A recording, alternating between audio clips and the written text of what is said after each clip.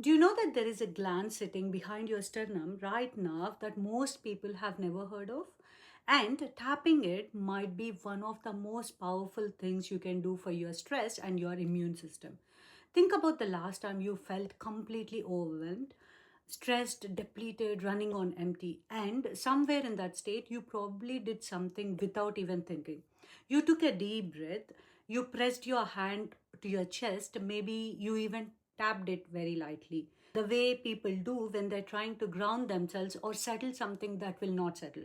That instinct, that pull towards the center of your chest, is something humans have done across every culture in recorded history.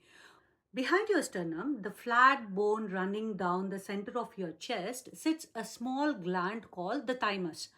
Most people associate it vaguely with childhood immunity and assume it becomes irrelevant in adulthood. But emerging research tells a more complex story. Your thymus produces and matures T cells, the white blood cells at the front line of your immune response. It is exquisitely sensitive to stress. Studies on thymus tapping show measurable reductions in cortisol and increases in immune markers in participants who practice it consistently. The mechanism appears to involve both direct physical stimulation of the gland through the chest wall and also the activation of mechanoreceptors in the sternum that connect to the vagus nerve directly.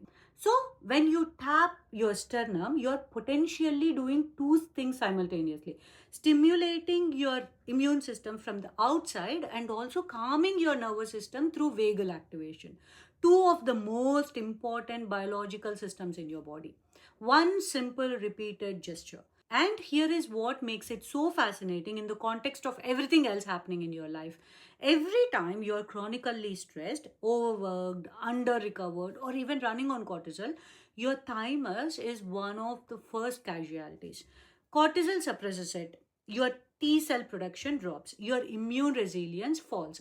So here is what you do. Find the center of your chest, the sternum, and with two or three fingers, tap it gently and rhythmically.